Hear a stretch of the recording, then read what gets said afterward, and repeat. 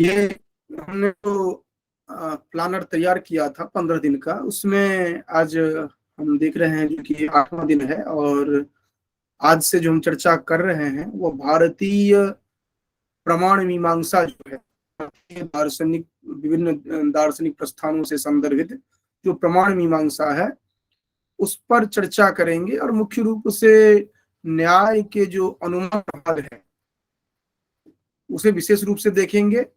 और उसके साथ ही साथ एक प्रश्न जो बनता है मुख्य रूप से, जो सबसे या कह सकते हैं जटिलतम में माना जाता है, वो हेत्वाभास को लेकर के होता है। यद्यपि कुछ उसमें विशेष इस तरह का कुछ है नहीं, लेकिन हम जो उसे, हाँ अर्पणा, कोई प्रश्न है क्या? चलो तो नहीं महोदय, वो खा सकते हो। तो इसमें हम देखते हैं जो कि ज्ञान परंपरा का जो है उसको ध्यान में रखते हुए, अर्थात विभिन्न दार्शनिक प्रस्थान जो है उनको लेकर के हम चर्चा करते हैं।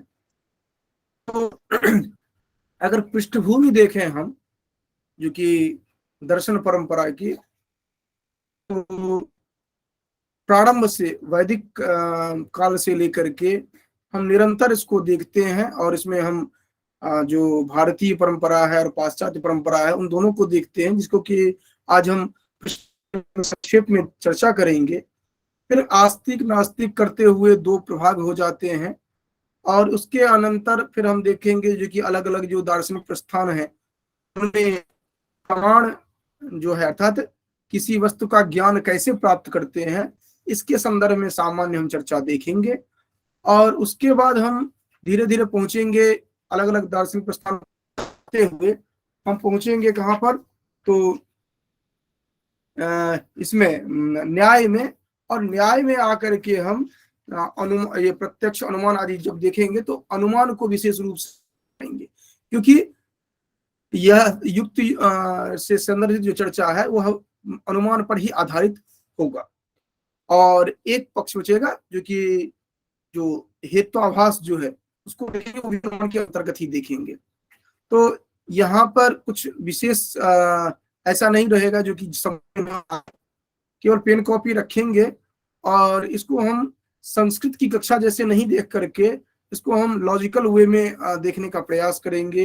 लॉजिक की कक्षा में जिन जिन की आवश्यकता हमें होती है तो फैक्चुअल रहेंगे, और कुछ हम जो देखेंगे वो इस तरह का रहेगा कि सामान्य रूप से जो प्रश्न हम देखते हैं उनके देखने का प्रयास करेंगे इसमें। तो हम मोटे तौर पर अभी हम चर्चा कर रहे हैं, जैसे कि हम फर्स्ट यूनिट पढ़ते हैं यूजीसी के, वहां पर अलग अलग धाराओं के संदर्भ में हमने चर्चा दिखा है, जहां पर आदर्शवाद, प्रयोजनवाद, यथार्थवाद आदि को हमने देखा है। ये जो आप टीचिंग एप्टीट्यूड आदि पढ़ते हैं उनके संदर्भ में आपने देखा था। उसके बाद अब जब आगे बढ़ते हैं तो हमें ये देखना होता है कि यह जो तर्क संदर्भित चर्चा है, जो हम एक वाक्य के माध्यम से अन्य जो है उनका जो ग्रहण करते हैं, निष्कर्ष को लाते हैं, वह भारतीय परंपरा में किस तरह से विकसित हुआ। तो इसके अंतर्गत आप मुख्य रूप से जो दृष्टि में देखते हैं वर्तमान परिप्रेक्ष्य में भी, तो वह न्याय दर्शन को पाते हैं। और न्याय दर्शन में भी आप देखेंगे जो कि प्राचीन न्याय और नव्य न्याय से आप देखेंगे, जिसमें कि नव्य न्याय जो है वर्तमान समय में जब आप पक्ष की बात करते हैं, कंप्यूटर और संस्कृत को लेकर के जब बात करते हैं, तो वहां पर नव्य न्याय को जो महत्व दिया जाता है वह मूल रूप से उसी को आधार बनाया जाता है। इसका जो संरचनात्मक पक्ष जो है, वाक्य की संरचना जो है यही महत्वपूर्ण है, इस कारण से उसको लिया जाता है। तो हम एक क्रम से चर्चा करना प्रारंभ करते हैं, क्योंकि भारतीय परंपरा में अगर दार्शनिक प्रस्थान की बात की जाए, जो कि दर्शन का उद्गम अगर कहा जाए, तो ये देखते हैं जो कि भिन्न भिन्न जो वैदिक सूक्त रहे हैं, वैदिक सूक्त फिर कालांतर में आकर के आप ब्राह्मण आरण्यक में तो अलग तरह से आप चिंतन देखते हैं, उपनिषद परंपरा देखते हैं, उपनिषद के बाद भिन्न भिन्न दार्शनिक प्रस्थानों को देखते हैं। तो जैसे आपने प्रारंभिक जो वैदिक था, जैसे कि हमने प्रारंभ किया था, नासदी सूक्त की चर्चा की थी, इसके साथ साथ अन्य जो है वह दार्शनिक सूक्त के रूप में हम उसको आज पढ़ते हैं, लेकिन वहां पर सृष्टि की प्रक्रिया है, फिर आगे चल करके जो कोई चिंतन प्रक्रिया है वह कैसे डिफाइन वे में हम आता है वो हम एक एक करके देखते हैं।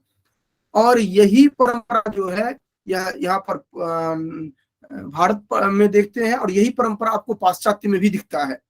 जब आप यहाँ पर देखते हैं जो कि नासदीय सूक्त देखते हैं, सृष्टि का उत्पत्ति आप जल को ध्यान में रखते हुए आगे बढ़ते हैं, उसी तरह आप पाश्चात्य में भी जल को ध्यान में रखते हुए आगे बढ़ा जाता है। अंतर यही होता है, भारतीय परंपरा को बहुत पहले से आप देखते हैं, या फिर आप कहते हैं कि अनादिकाल से आप देखते चले आते हैं, लेकिन पाश्चात्य परंपरा जो देखते हैं ऐतिहासिक क्रम में आप उसको परिगणित कर पाते हैं।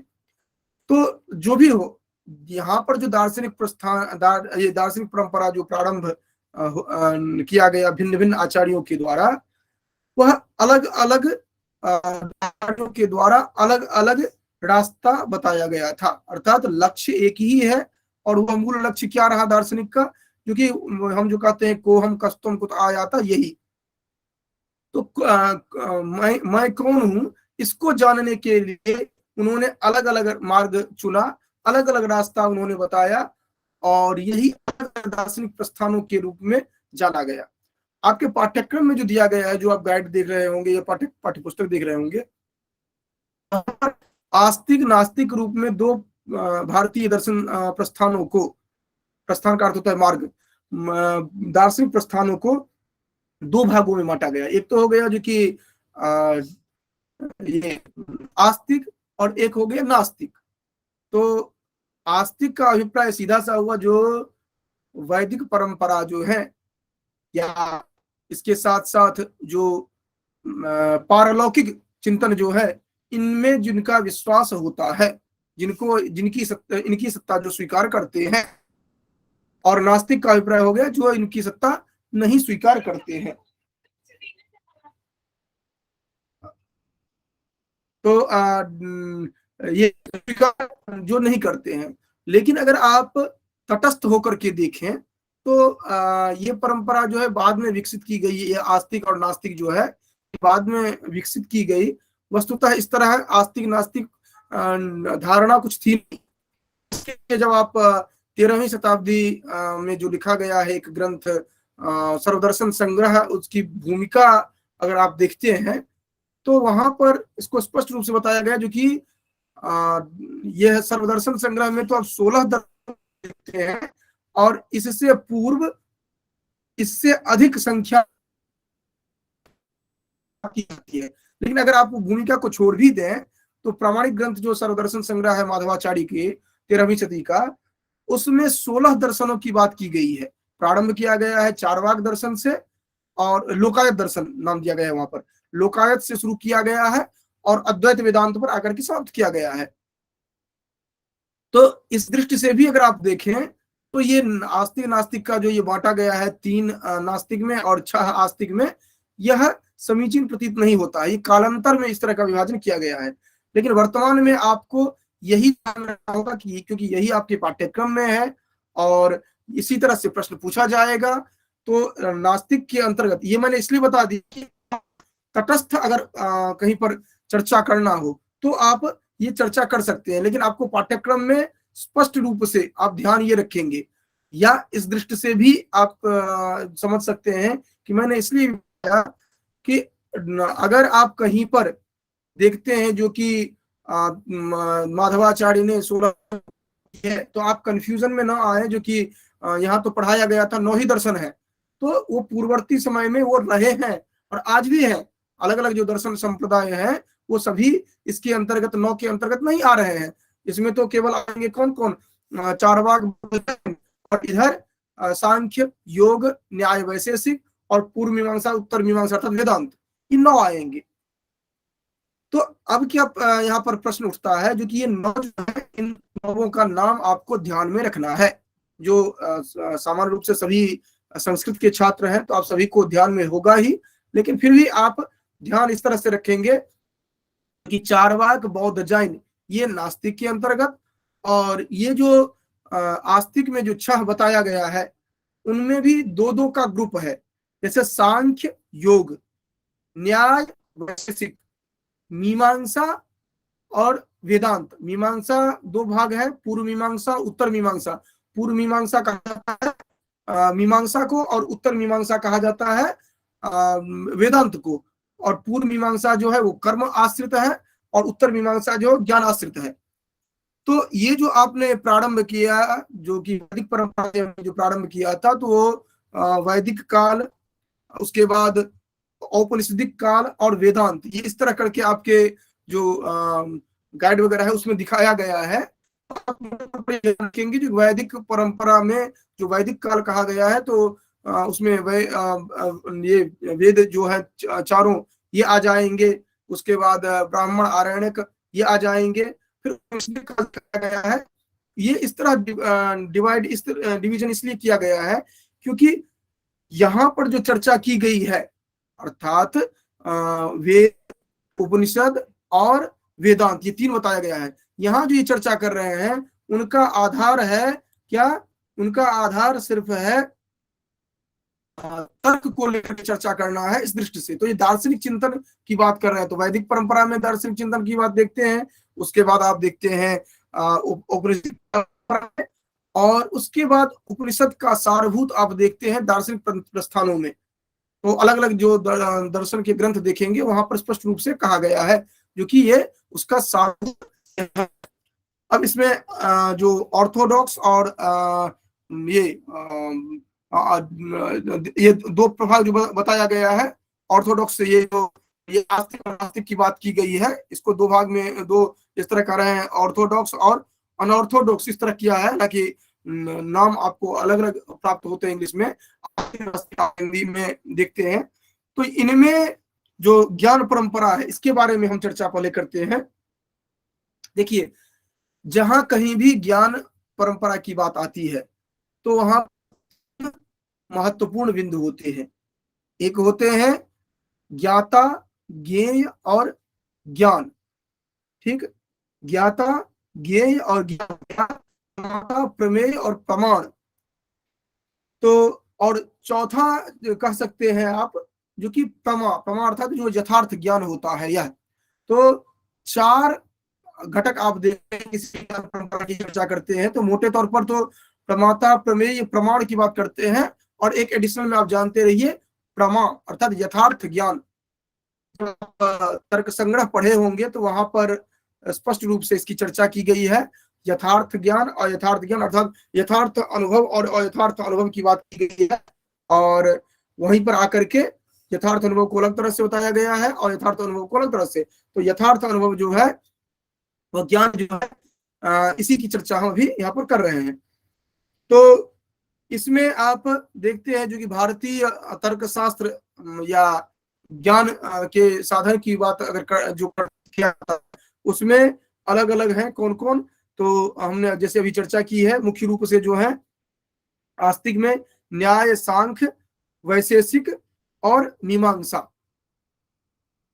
तथा वेदांत भी आते हैं, लेकिन मुख्य रूप से जो हम देखते हैं न्याय, सांख्य, वैशेषिक और मीमांसा, कुल मिलाकर के वो 6 जो है वो सभी करते हैं, लेकिन सभी का नाम इसलिए नहीं यहाँ पर दिया जा रहा है, जो आपके ग्रंथ में नहीं दिया गया होगा। उसका आधार है कि अलग अलग ग्रंथों, दार्शनिक जो ग्रंथ हैं उनका विषय वस्तु अलग है। जैसे आप देखेंगे जो कि सांख्य, ये योग जो है वह देता है, और सांख्य जो है वह सैद्धांतिक पक्ष पर, इसीलिए सांख्य का नाम लिया गया। लेकिन जो ही सांख्य का नाम लिया गया तो उसके साथ साथ दोनों आ जाएंगे, और इनको ट्विंस का दोनों को आप ध्यान में रखेंगे इस तरह से। और इधर जैन, बौद्ध और ये चारवाक, इन 3 को रखते हैं। अब चारवाक से प्रारंभ करके अलग अलग जो ज्ञान परंपरा की बात की जाती है उनको हम देखेंगे। चार्वाक जो है इनमें मुख्य रूप से प्रमाण के लिए एकमात्र प्रमाण माना जाता है प्रत्यक्ष। प्रत्यक्ष प्रमाण माना जाता है, क्यों? क्योंकि इनका सीधा सा मानना था जो आपको इस जो आपके जो ज्ञानेंद्रिय हैं उनके माध्यम से जो साक्षात जिसका प्रत्यक्ष किया जा सके, बस वही है, उससे कुछ नहीं है। और यही कारण है कि ये इसके अतिरिक्त तात्विक दृष्टि से भी, क्योंकि जब आप दार्शनिक प्रस्थान पढ़ते हैं तो वहां पर तीनों पक्ष को देखते हैं। हालांकि भारतीय परंपरा में तीनों अनुस्यूत है, ज्ञान, तत्व और आचार। ये तीनों जिसको कि आप कहते हैं जो कि ज्ञान मीमांसा, आचार मीमांसा और तत्व मीमांसा। तो ये तत्व मीमांसा, ज्ञान मीमांसा, आचार मीमांसा, जिस दर्शन को आप पढ़ेंगे वह आपस में अनुस्यूत दिखेंगे, एक दूसरे से मिला हुआ। ऐसा नहीं कि उसको आप अलग कर सकते हैं। लेकिन पाश्चात्य परंपरा में देखते हैं तो उनमें थोड़ा अलग दृष्टि है, वह तीनों को पृथक सह चिंतन करने का प्रयास करते हैं। हालांकि वहां भी आप यही देखेंगे जो कि प्रकारांतर से वो भी एक मिक्सचर के रूप में ही दिखेंगे, क्योंकि उसको अलग किया ही नहीं जा सकता है मूलतः। तो खैर जो भी हो, तो यहाँ पर जो इन्होंने कहा कि प्रत्यक्ष मात्र ही जो है वह जो दिखता है वही है, उसके अतिरिक्त कुछ भी नहीं है।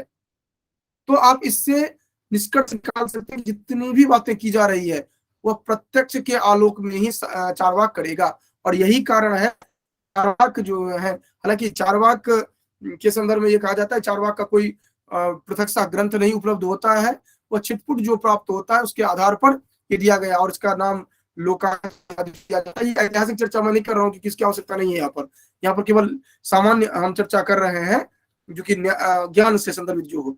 तो ये कहते हैं जो कि जो प्रत्यक्ष जो दिखाई पड़ता है, प्रत्यक्ष जो सुनाई पड़ता है, बस उतना ही है, उसके अतिरिक्त कुछ नहीं है।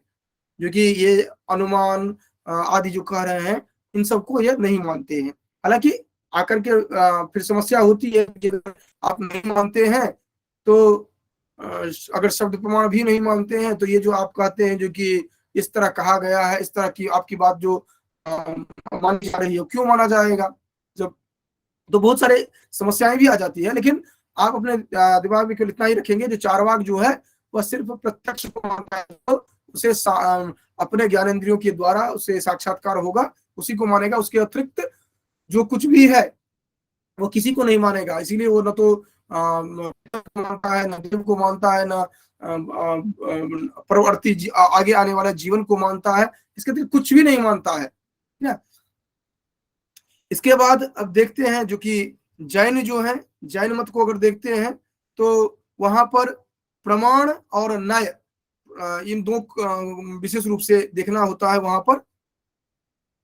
और वहां पर प्रत्यक्ष ज्ञान जो है इसको और अप्रत्यक्ष ज्ञान मुख्य देखते हैं, जिसमें कि मति और श्रुति की बात की जाती है। तो इस तरह से उनके जो भेद हैं ये देखेंगे। अब जो नेक्स्ट हम वो हो सकता है कि लंबी अवधि के बाद हम लेंगे कक्षा, तो उसमें हम या फिर मध्य में हम आपको इसका जो पूरा संपूर्ण चार्ट जो होगा वो मैं आपको भेज दूंगा। और कक्षाएं हो सकती है कि लंबी अवधि के बाद वो कक्षा ये फर्स्ट पेपर के अभी सुबह वाली कक्षा जो है वह निरंतर हम रखेंगे अभी, लेकिन ये कक्षा जो है इसको अभी तत्काल रोकेंगे कुछ दिन।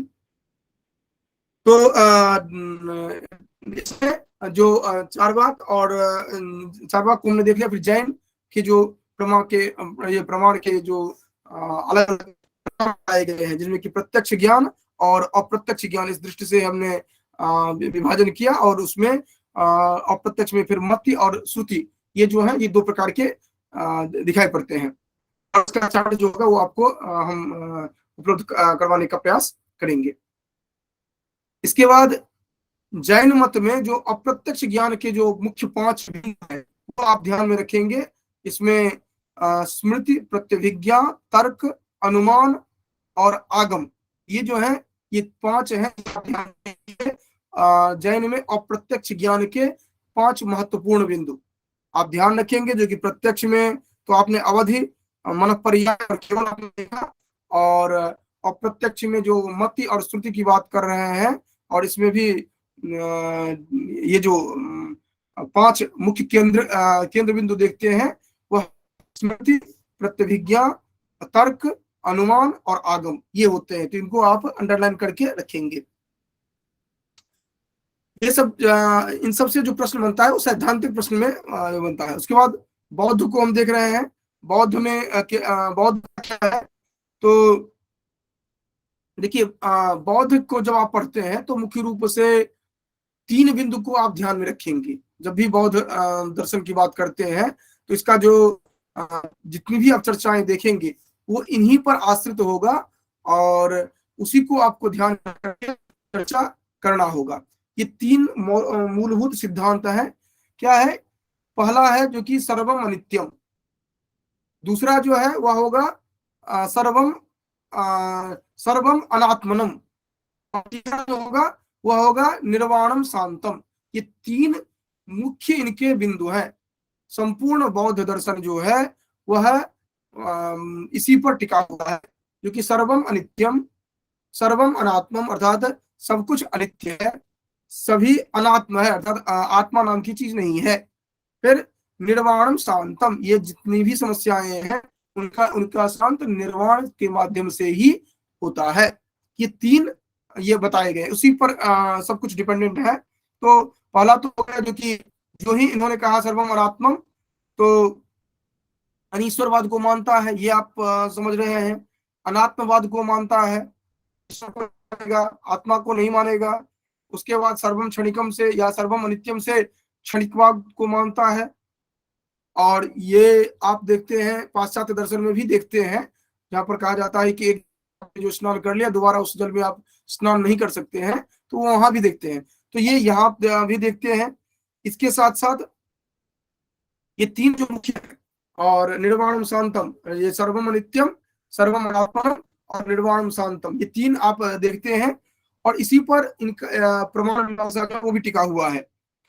तो इसमें मुख्य रूप से आप जो देखते हैं वह भगवान बुद्ध की जो शिक्षाएं हैं वह आप देखते हैं, जो कि 2 जो प्रभाग बने कालांतर में आकर के, हीनयान महायान, उनमें हीनयान से आप पारंपरिक बौद्ध धर्म जो है उसको आप देखते हैं, और महायान जो है उसमें आप जो एडवांस्ड जो कह सकते हैं आप।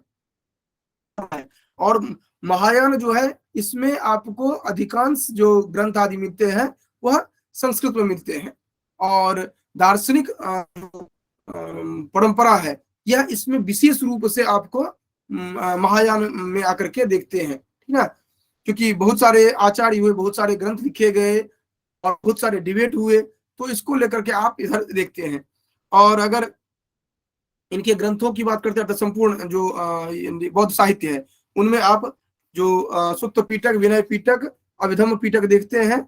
और इधर मीमांसा की बात हम करते हैं, ये मैं पीटक साहित्य पर नहीं जा रहा हूँ क्योंकि वो एक अलग प्रकार का चर्चा, अलग प्रकार की चर्चा हो जाएगी। हालांकि ग्रंथ के आधार पर सब कुछ है, लेकिन हम उसकी चर्चा नहीं कर रहे हैं क्योंकि प्रमाण मीमांसा मात्र की चर्चा करना है, और उसमें भी हमें स्पेसिफाइड होना है जो कि ज्ञान परक जो चर्चा है वही करना है।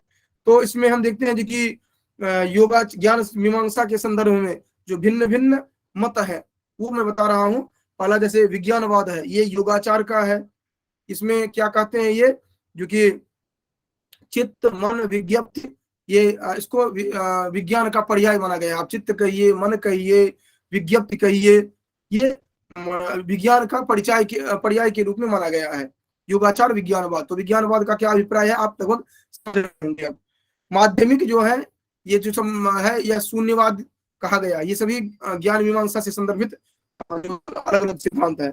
उसके बाद सौत्रांतिक, ये सौत्रांतिक जो है इसको अनुमेयवाद कहा गया है।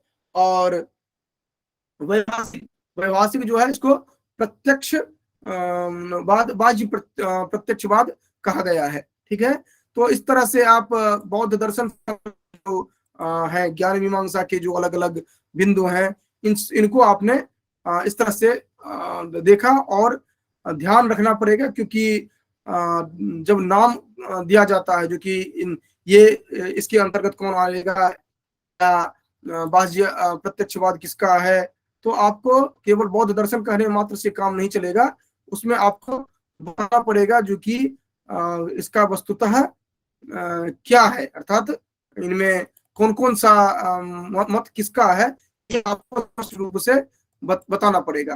तो ये चीज आप ध्यान में रखेंगे तभी जाकर के आपको समझ में आएगा। अगर आप ये ध्यान में नहीं रखते हैं तो फिर आपको वो प्रश्न आपको नहीं सही कर सकते हैं। यहाँ पर आकर के मैं आपको कुछ एक कुछ दिखा देता हूं ताकि वो आपके लिए उपादेय रहेगा, जो कि इसके ज्ञान मीमांसा से संदर्भित, साथ साथ जो इनके ग्रंथ हैं उनको लेकर के ये आपके लिए उपादेय रहेगा। ये हमारा पहले का एक लेक्चर है, उसी के बेस पर मैं दिखा रहा हूँ। ये बुद्धिस्ट लिटरेचर जो है इसमें मुख्य रूप से आप जो देखते हैं वह 3 पीटक, 5 निकाय, 9 अंग और धर्मस्कंध 84,000 दिखता है। आपको याद रखने की कोई जरूरत नहीं है, ये मैं केवल एक आउटलाइन के लिए आपको बता रहा हूं, ताकि अगर आपको इस तरह ये टर्म अगर आता है कहीं पर तो आपको ध्यान में रहे। जैसे विनय पीटक कहा गया, सुत्त पीटक कहा गया, तो कहां पर है ये आप समझ सकते हैं। इसके अंतर्गत ये सब आएंगे जो चर्चा की गई है। पीटक 3 होंगे और फिर उसके अंतर्गत आप निकाय की बात करेंगे तो 5 निकाय होंगे और धर्मस्कंध होंगे, और फिर पीटक 3 होंगे, विनय पीटक, सुत्त पीटक, अभिधम पीटक। उनके अंतर्गत अलग अलग आप देखते हैं विभाग या विभंग जो कहा गया है। फिर उसके बाद विनय पीटक को देखते हैं, सुत्त पीटक को देखते हैं, और फिर उसके अंतर्गत जो ग्रंथ है उनको देखते हैं। तो हमें उस पर जाना नहीं था, इन साहित्यों को हम छोड़े। एक इसके बाद हम दिखाना चाहते थे जो कि ये चारों जो विभाजित जो हुए हैं इनको हम दिखाना चाह रहे थे। अगर इसमें होगा तो मैं आपको दिखा दूं, अन्यथा नहीं, इस वाले में नहीं है। मैं दूसरा जो है उसमें दिखा रहा हूं आपको। तो ये जो लिटरेचर जो है बुद्धिस्ट, ये हमने सामान्य रूप से आपको बताया। ये मैं दिखाना चाह रहा था, ज्ञान परंपरा से संदर्भित जो स्लाइड था वो मैं दिखाना चाह रहा हूँ। चलिए उसको मैं आगे चर्चा करके कर लूंगा।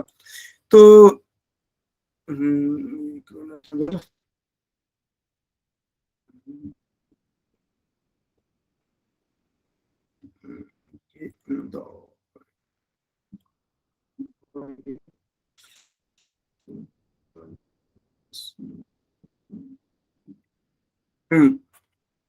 इसमें हाँ,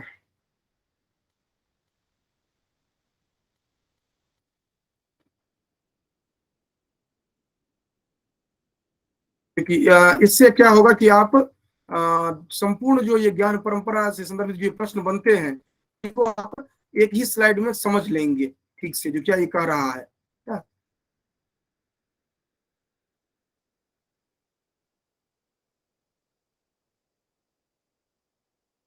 हाँ, ये स्लाइड जो है इसको आप थोड़ा ध्यान से देखिए, इससे बहुत सारे प्रश्न आपके ऑटोमेटिक सॉल्व हो जाएंगे। ये जो स्लाइड है इसको देखने का प्रयास करिए।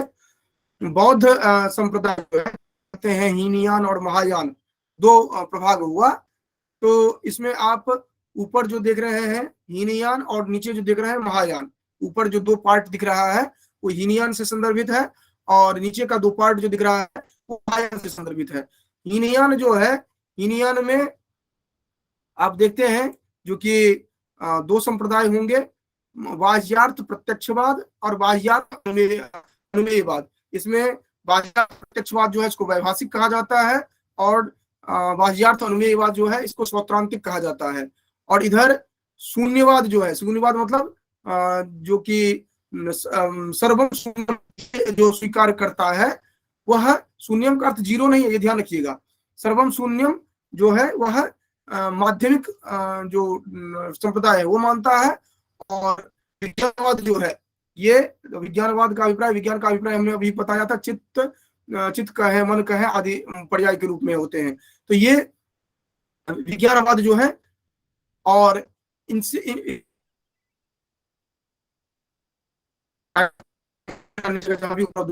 इनके जो अलग अलग आचार्य हैं, एक आचार्यों की परंपरा रही है, वो अतिरिक्त अगर आप देखना चाहें तो वो देख सकते हैं। लेकिन मोटे तौर पर जो प्रश्न बनते हैं इसमें फर्स्ट पेपर में, वो इससे अधिक नहीं जाएंगे, जो कि बौद्ध संप्रदाय के हीनयान महायान को और हीनयान में भी दो आप देखते हैं, सौत्रांतिक वैभाषिक, और फिर इधर महायान में माध्यमिक और योगाचार, ये जो देखते हैं।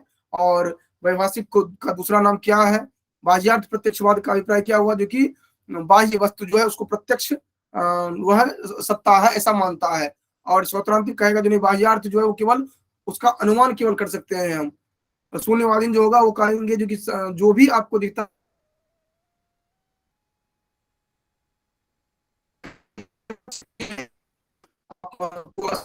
स्वीकार करेंगे विज्ञान को, इसके अतिरिक्त और कुछ नहीं है। तो इस तरह ये चारों संप्रदाय और चारों के जो अलग अलग मत है, इनको आप ध्यान में अवश्य रखिएगा, क्योंकि इससे प्रश्न बनते हैं, इसलिए मैंने यहाँ पर ये दिखाया आपको।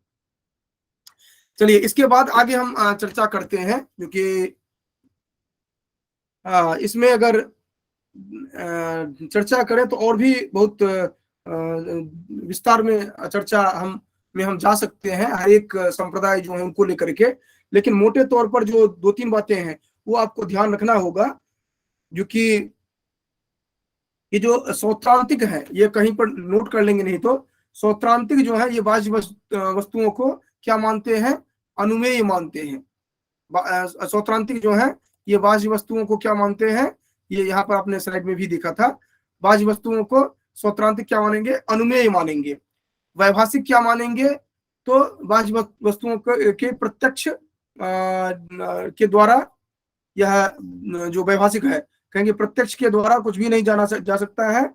और बृहत ये जो है बाह्य वस्तु जो है उनकी यद्यपि को स्वीकार करेंगे वो।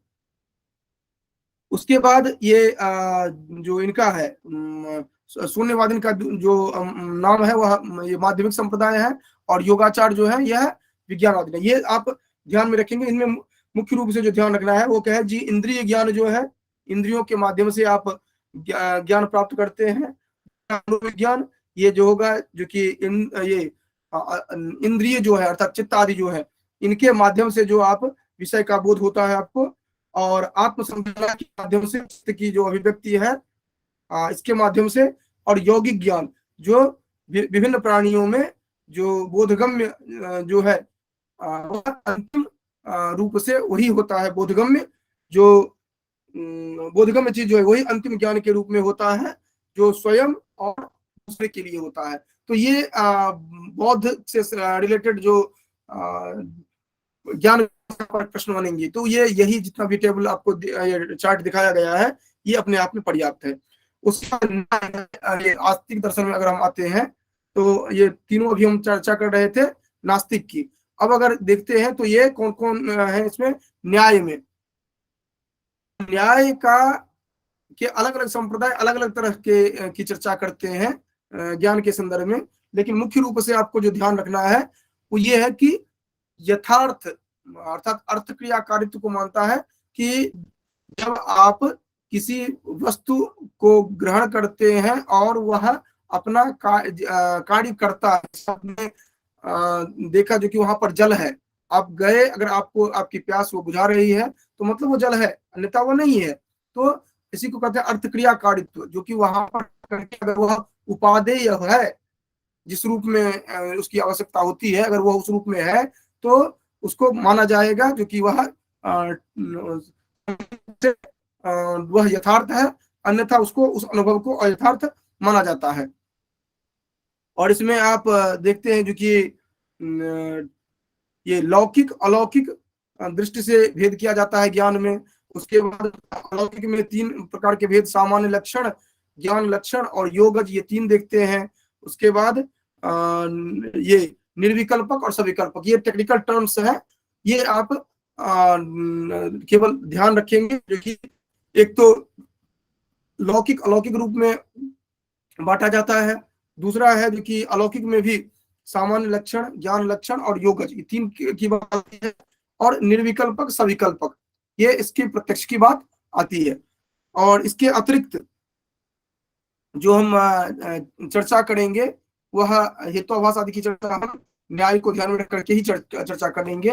वो प्रत्यक्ष, अनुमान, उपमान, शब्द, ये जितने भेद करेंगे वो अलग अलग जो दर्शन में दिया गया है क्या क्या अंतर आएगा वो एक साथ में बता दूंगा। जो कि सांख्य के अनुसार न्याय, ये सांख्य के अनुसार ज्ञान क्या है, इसके इसी तरह से मीमांसा के अनुसार क्या है, योग ये न्याय के अनुसार क्या है, इसको एक चार्ट के माध्यम से मैं बताने का प्रयास करूंगा आगे जब भी हम लेंगे। तो इस तरह से हम देखेंगे। फिर सांख्य, ये जो दिया गया है सांख्य योग में हम देखते हैं जो कि प्रारंभ में ही चर्चा वहां पर किया गया है, जो कि प्रारंभ करते हैं, जो कि दृष्टम अनुमानम आप्त वचनम, 3 प्रकार से प्रमाण की बात की गई है। दृष्ट अर्थात प्रत्यक्ष, अनुमान और शब्द, ये 3 की बात की गई है और फिर अनुमान के भेद किए गए हैं। तो ये जब हम अनुमान विस्तार में पढ़ने लगेंगे तो न्याय सांख्य आदि सभी का वहीं पर हम देखेंगे। इसके बाद जो हम देखते हैं पूर्व मीमांसा अर्थात जिसको मीमांसा कहते हैं, और दूसरा उत्तर मीमांसा वेदांत की बात करते हैं। तो इनके ये जो 3 अभी बच रहे हैं, मीमांसा और ये वेदांत, इन दोनों को हम अलग से देखेंगे, क्योंकि इनमें जो प्रभाकर होंगे मीमांसा में, पूर्व मीमांसा में, उनके हिसाब से ये जो प्रमाण होंगे वह अलग अवधारणा होगी। कुमार भट्ट जो होंगे उनके अनुसार अलग अवधारणा होगी। और इधर आप आएंगे तो वेदांत में आएंगे, और वेदांत में भी अलग अलग संप्रदाय हैं वेदांत में, लेकिन हम सामान्य रूप से वेदांत को देखेंगे, बहुत विस्तार में नहीं जाएंगे, क्योंकि उनके अलग अलग जो विशिष्टाद्वैत है, अद्वैत है, इस तरह से हम अलग अलग जो प्रभाग हैं उनमें न जाकर के सिर्फ हम क्या करेंगे, जो कि एक सामान्य रूप से हम इन चर्चाओं को देखेंगे। तो मोटे तौर पर अगर हम प्रमाण की बात करें तो अब हम अगले 5 मिनट तक चर्चा करेंगे, उसके बाद फिर इसको क्लोज करेंगे। मोटे तौर पर अगर हम चर्चा करें तो आप 2 प्रकार के देखते हैं, यह अनुभव जो है और ये स्मृति, ये 2 तरह से आप देखते हैं। और प्रमा जो होगा यह अनुभव यथार्थ के रूप में आप देखेंगे, और अयथार्थ अनुभव जो होगा उसको अप्रमा के रूप में आप देखेंगे, और उसके भी भेद होंगे, उसकी भी हम चर्चा करेंगे। और प्रमा जो होंगे उनमें अलग अलग जो दार्शनिक, कोई 1 मानेंगे, कोई प्रत्यक्ष अनुमान 2 को मानेंगे, कोई 3 मानेंगे, कोई 4 मानेंगे, कोई 5 मानेंगे, कोई 6 मानेंगे। इस तरह संभव ऐतिह्य तक कहा जाता है। और आप देखते हैं प्रत्यक्ष मेकम चारवाका कड़ा सुतुपना श्लोक जो है संस्कृत में जो आप पढ़ते हैं वो अलग है, तो वो तो श्लोक में है, लेकिन यहाँ भी आप संप्रदाय कितने मानते हैं। तो ये हम जो विश्लेषण के साथ जो अलग हम देखेंगे वो है स्लाइड के साथ हम देखेंगे, क्योंकि वैसे अगर हम एक एक करके बताते चलेंगे तो ना आप लिख पाएंगे और ना ही आपको ध्यान में रहेगा। तो हर एक दर्शन संप्रदाय को लेकर के हम चलेंगे और उस हिसाब से हम बताएंगे, ठीक है।